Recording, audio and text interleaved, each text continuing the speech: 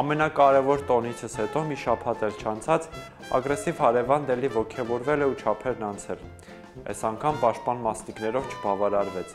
Սահմանից այս կողմ կյանքում զենքին ձեռք չտված, խաղաղ մասնիկների վրա է ձեռք բարձրացրել։ Երևի համբերությունս է ստուգում։ Բայց ախր միշտ պատժվել է ու ավելին կորցրել։ Դասերը լավ չի սովորում։ Իսկ ես ընդամենը խաղաղություն եմ ուզում։ Երևի այնտեղ ապրողների մեծ մասը։ Ինձնից բացի ագրեսիվ հարևանին զսպող չկա։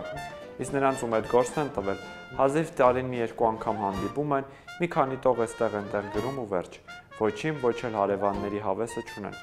Հայի դեպ այս օրերին էլ հանդիպեցին ու ասացին, որ ցավում են, ու էլի մեծ հավասարության նշան դրեցին։ Հարևաններն ագրեսիվացել են նաև սահմանից ահագին հեռու։ Այն շատ մարդկանց երկրում աշխարհի տաղանդավորներն իրենց գործերն են ուղարկել, որ աշխարհը գնա տեսնի։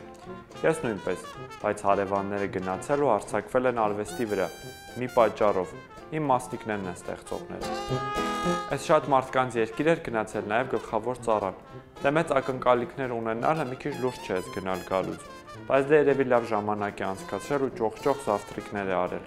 Հա ու ասել է, որ ես չինացի գոլեգաների կարիքը շատ եմ կարևորում, մանավանդ երբ ուզում են հարավի հարևանի հետ ավելի հեշտ կապվեն։